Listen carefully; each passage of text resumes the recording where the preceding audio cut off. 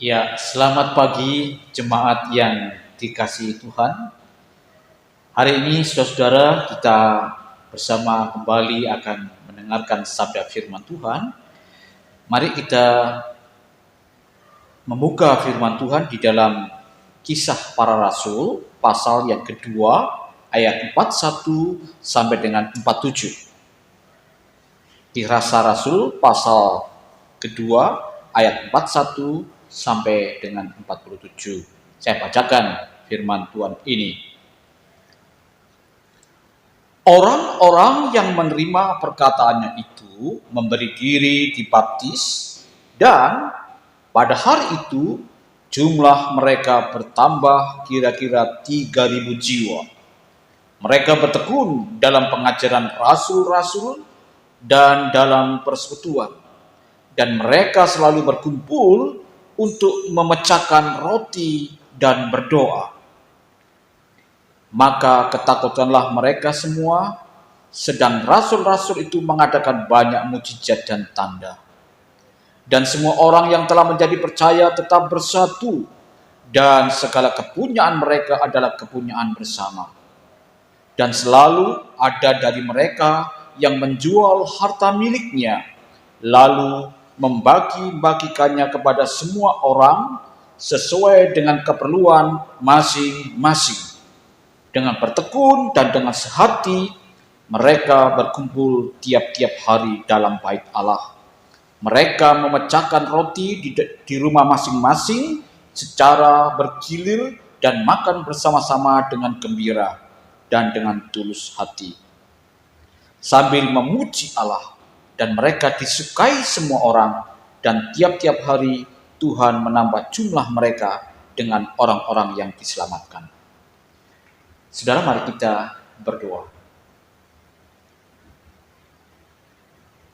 Kami bersyukur Tuhan, di hari ini Tuhan masih memberikan kami kesempatan untuk bersama kembali belajar akan firman-Mu.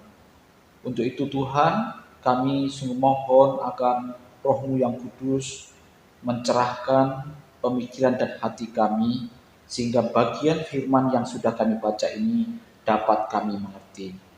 Mohon Tuhan tolong kami. Biarlah pengajaran yang ada itu mendorong kami untuk hidup yang lebih berkenan di hati Tuhan. Sertailah kami. Di dalam nama Tuhan Yesus kami berdoa. Amin. Saudara-saudara, pada minggu lalu ketika kita merayakan Pentakosta, kita sudah mendengarkan satu pengajaran bahwa Roh Kudus memiliki satu peranan yang begitu besar bagi kehidupan gereja. Gereja ada karena Roh Kudus hadir di tengah-tengah umatnya. Dan menarik saudara,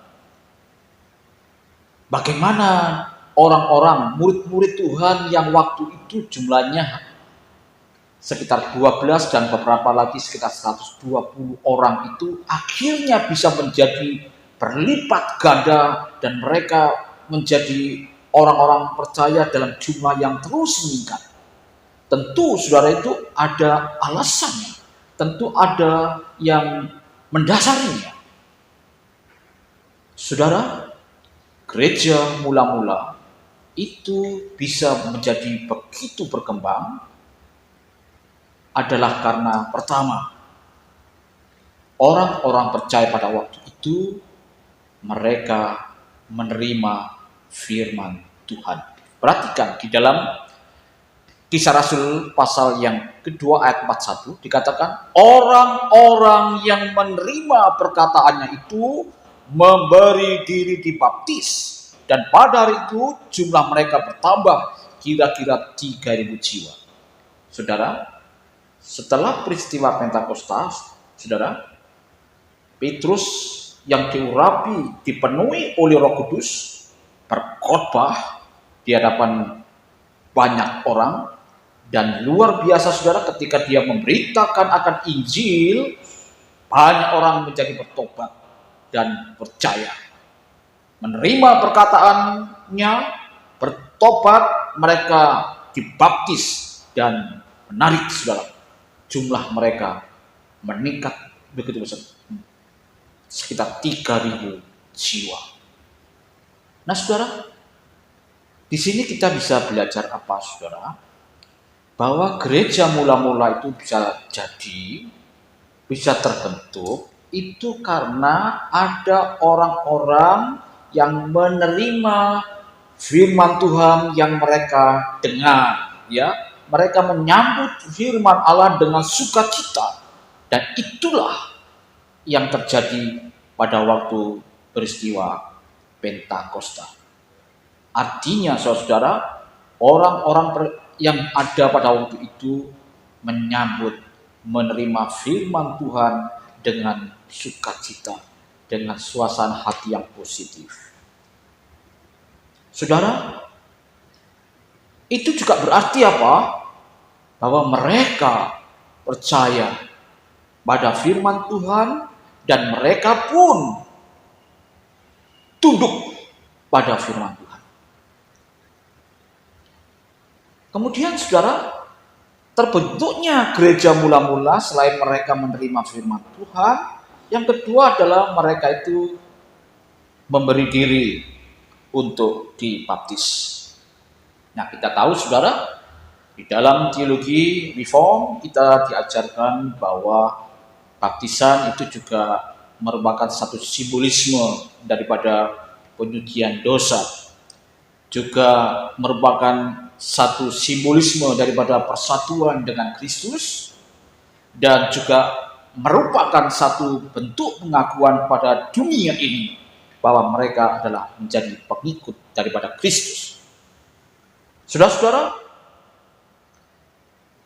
itulah yang terjadi. Nah, mari sekarang kita coba lihat. Waktu itu, saudara, jemaat mula-mula belum memiliki satu tempat permanen.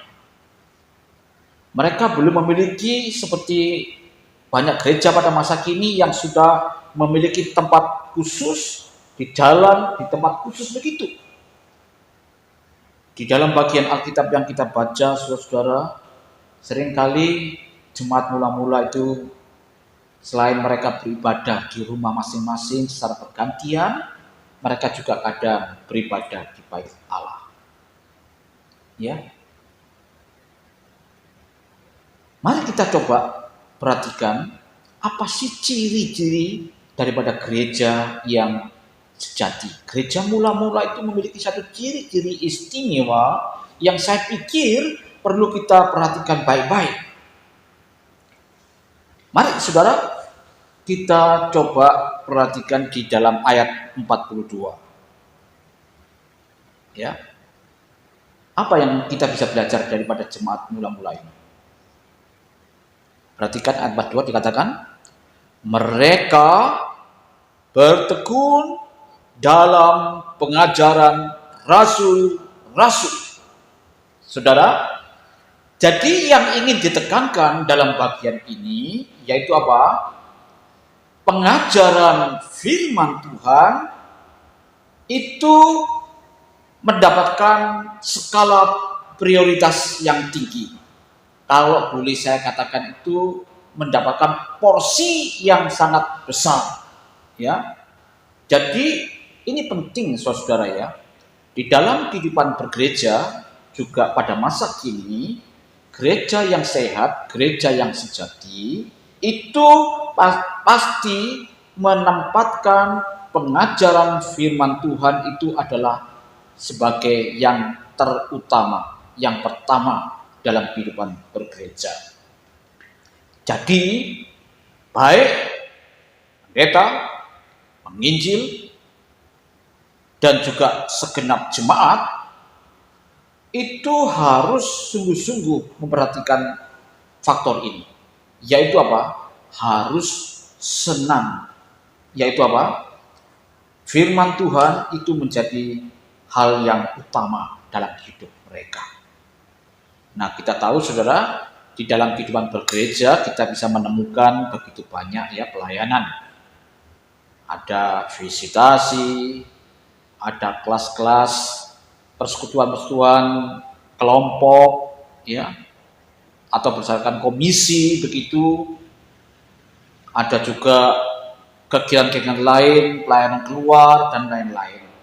Tetapi saudara, mari kita perhatikan penekanan pertama yang penting bagi gereja yang sehat, gereja yang sejati adalah firman Allah harus menjadi yang utama dalam kehidupan jemaat. Saudara, di dalam kehidupan ini saya sering juga jumpa, saudara ya, yaitu apa? Orang kadang membalikkan, ya, yaitu puji-pujian itu mendapat porsi yang lebih besar daripada firman Allah. Jadi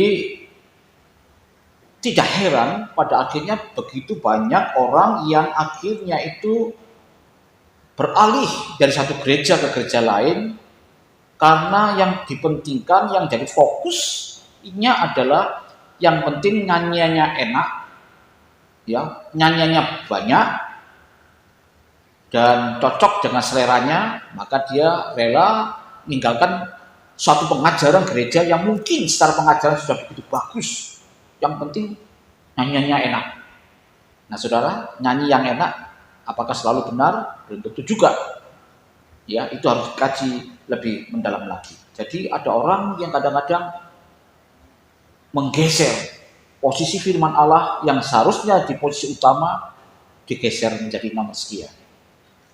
Terus juga ada orang-orang yang kadang-kadang saudara itu lebih mementingkan persekutuan. Yang penting bisa kumpul-kumpul, ya, tidak peduli apakah pengajarnya sehat atau tidak, yang penting bisa kumpul dengan orang-orang yang mungkin seusianya, orang-orang yang mungkin bisa saling menyegarkan satu sama lain. Saudara, persekutuan itu baik, tapi hati-hati, kadang-kadang persekutuan sejati itu harus sungguh-sungguh saling menguatkan. Ada banyak kadang-kadang sekedar kumpul-kumpul, ya pokoknya senang-senang, happy-happy, ya sudah begitu. Nah, terus yang kedua, yang saya putarkan juga, jangan sampai terjadi yang sebaliknya juga. Yaitu apa? Begitu fokus kepada firman Allah, lalu mengabaikan yang lain. Ya, jangan meremehkan yang lain. Tetap, saudara, persekutuan, puji-pujian itu adalah hal yang penting. Tetapi, saudara, firman Allah itu tidak boleh diabaikan di dalam kehidupan gereja yang sehat. Nah, perhatikan di dalam ayat 42. Kalau kita fokus di dalam ayat 42, mereka itu belajar firman Tuhan. Betul. Tetapi ada kualitas tertentu yang mereka tunjukkan. Yaitu apa? Mereka belajar firman Tuhan dan itu dilakukan dengan apa, saudara? Penuh ketekunan. Nah, saudara, masalah ketekunan ini adalah masalah yang saya katakan penting untuk kita perhatikan. Bukankah dalam kehidupan ini seringkali, saudara, orang itu memiliki semangat yang awalnya begitu antusias, tetapi dengan terus bergulirnya waktu mulai lesu, mulai loyo dan kemudian tinggalkan. Saudara, saya ingin sampaikan di sini, ya, belajar firman Tuhan dengan tekun berarti itu membutuhkan kegigihan, ya. Orang yang mau belajar firman Tuhan itu tidak cukup hanya beberapa minggu, beberapa bulan atau 1 tahun, 2 tahun. Belajar firman Tuhan itu adalah terjadi seumur hidup kita ketika kita itu menjadi pengikut Yesus. Ya, jangan ada atau jangan pernah berhenti di dalam belajar akan firman Tuhan. Terus saudara, belajar dengan tekun atau firman Tuhan yang dipelajari itu harus dilakukan dengan tekun, berarti apa? Harus menyediakan waktu, ya. Jangan kalau ya pokok ada waktu baru aku mau belajar, ya. Ingat, belajar firman Tuhan itu harus secara rutin dan dengan sungguh-sungguh. Ini penting sekali, ya, penting sekali. Karena apa?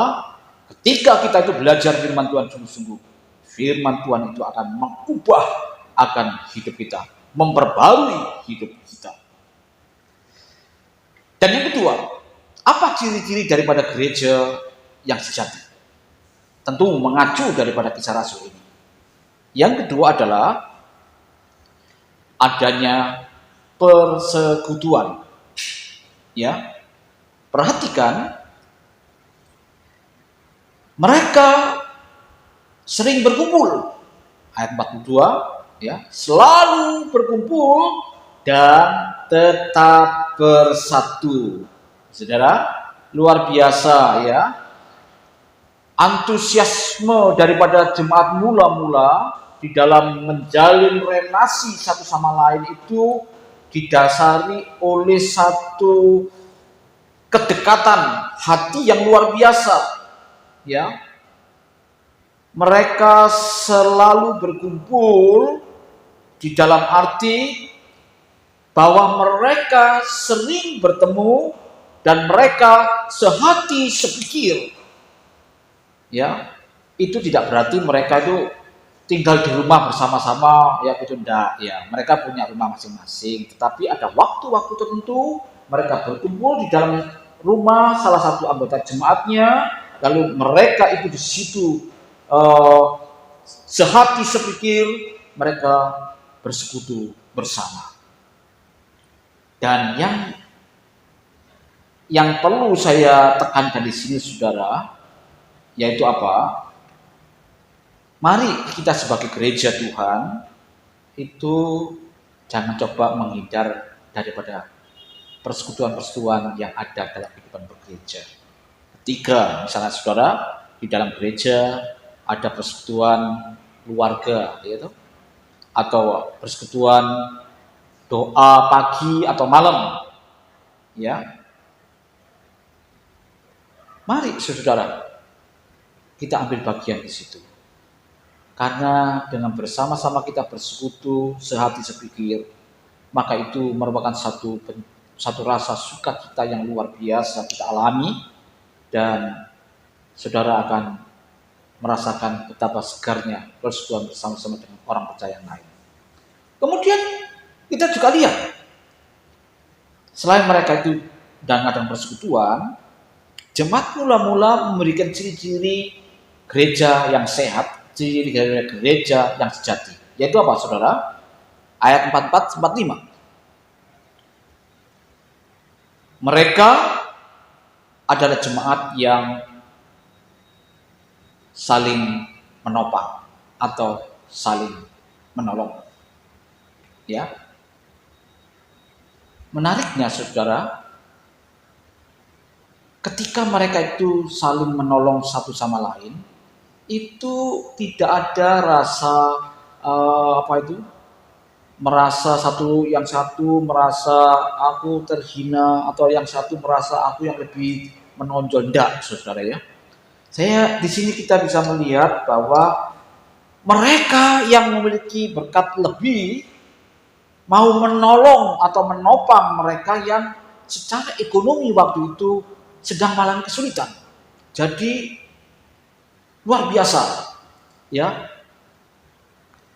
Mereka bukanlah orang-orang yang egois. Si kaya yang mungkin secara ekonomi mapan itu tidak hidup untuk dirinya sendiri, lalu membiarkan saudaranya seiman yang secara ekonomi susah dibiarkan sampai merana. Tidak. Tetapi kita lihat keegoisan dibuang, dan mereka itu yang secara materi cukup berani berbagi kepada mereka yang sedang mengalami kesusahan. Inilah suatu hal yang luar biasa, bukan? Menopang satu sama lain. Dan yang berikutnya yaitu apa saudara? Yang kita bisa lihat dari ciri-ciri daripada gereja sejati itu, mereka apa saudara? Itu ayat 46, mereka mengadakan makan bersama-sama. Kalau saya boleh katakan itu semacam apa saudara? Adanya perjamuan kasih. Ya, saya bersyukur saudara ya, GKT di mana kita bergereja ini, saya masih sering menemukan saat-saat di mana kita itu selesai acara ibadah, misalnya begitu, kita nggak langsung buru-buru pulang ke rumah masing-masing, tapi kita menyempatkan diri untuk masih bersekutu dengan saudara seiman yang lain, dan kadang kita juga menikmati snack yang disediakan oleh saudara kita yang pada waktu itu diberikan kepercayaan. Saudara, hal seperti ini adalah yang baik, yang perlu terus ditumbuh kembangkan. Ya, jadi mengadakan satu relasi persekutuan, ya, perjamuan kasih, ya, itu hal yang baik untuk kita terus lakukan.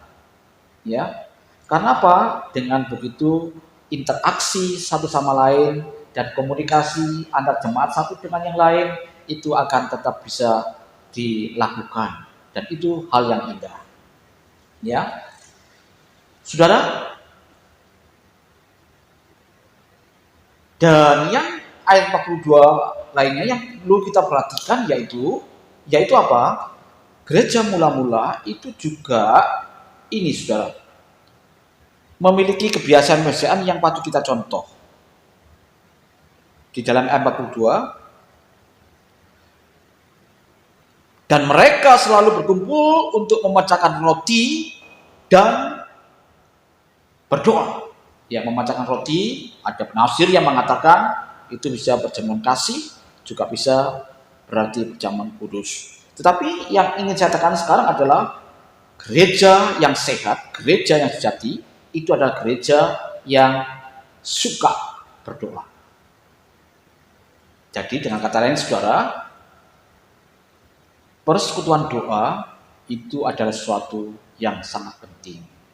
Gereja yang tidak berdoa, yang tidak memiliki persekutuan doa adalah gereja yang mudah rapuh.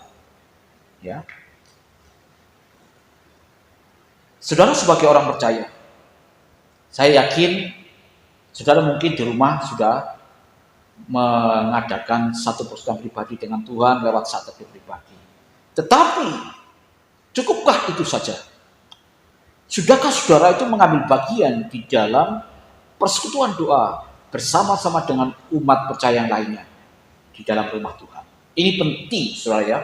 Jangan sekali-kali menganggap persekutuan doa itu hal yang sepele. Karena apa saudara? Keberadaan gereja dan pelayanan gereja itu akan sangat jatuh bangunnya dan tegar tidaknya suatu kehidupan pelayanan itu sangat ditopang oleh doa daripada umat Tuhan. Jadi kalau umat Tuhan itu sungguh-sungguh berdoa, itu akan memberikan satu dampak besar bagi pelayanan pekerjaan Tuhan di dalam gereja. Namun saudara, betapa mengenaskan ya, kalau kita lihat di dalam banyak gereja, seringkali perbandingan prosentasenya begitu, orang yang jumlah jemaat dengan yang ikut ibadah persekutuan doa dengan yang lain itu kadang-kadang begitu jomplang kalau saya bilang ya. Oleh karena apa? Kadang jemaat bisa ratusan, tapi yang ikut doa kadang-kadang hanya 10-20 orang.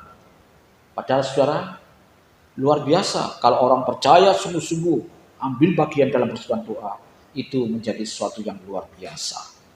Ya. Kita harus belajar mendukung gereja dengan lewat persekutuan doa kita. Ada banyak sih alasan yang saya sering temui. Ada yang karena aku memang gak punya panggilan, alasannya gitu. Aku gak punya panggilan untuk urusan doa malam gitu ya. Atau saya memang gak iso berdoa Padahal saudara, kalau hal itu sudah kita bisa belajar untuk berdoa. Ya, atau yang lain lagi yang kadang-kadang menganggap dirinya sibuk. Oh, nggak ada waktu deh. Banyak hal yang harus aku lakukan. Itulah sudah alasan yang sering kali dengar. Tetapi mari saudara, kita lihat doa itu penuh kuasa. Ketika orang-orang percaya, orang yang takut akan Tuhan bersekutu dalam doa, itu kuasa Allah akan makin nampak. Gereja akan menjadi gereja yang penuh kuasa karena ditopang oleh doa-doa daripada umat Tuhan. Nah, akibatnya apa saudara? Dari sepak terjang atau dari kiprah daripada jemaat yang mula-mula itu saudara, kita lihat ternyata ada hal yang indah, yaitu apa? Akibat mereka memiliki kualitas hidup yang baik di internal mereka, ternyata berdampak luar biasa. Perhatikan ayat 47. Mereka apa saudara? Mereka disukai semua orang. Luar biasa saudara ya. Karena kehidupannya yang berkualitas itulah saudara, jemaat mula-mula, dampaknya luar biasa. Orang-orang yang lihat tingkah laku kehidupan daripada jemaat mula-mula, mereka sampai akhirnya menyukai jemaat. Jangan sampai saudara ya, keberadaan kita ini malah di orang luar itu malah gak suka dengan keadaan kita. Bagaimana dengan gereja kita?